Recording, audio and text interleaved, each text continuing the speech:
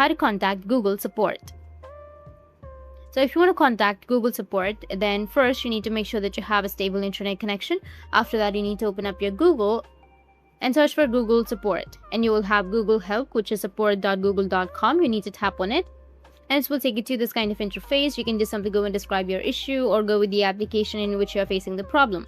Like for example, if I'm facing a problem with my YouTube, then I'll just simply go and select YouTube, tap on it, scroll down again, and it will recommend you some topics. You can go and select those topics on how you can fix your problem.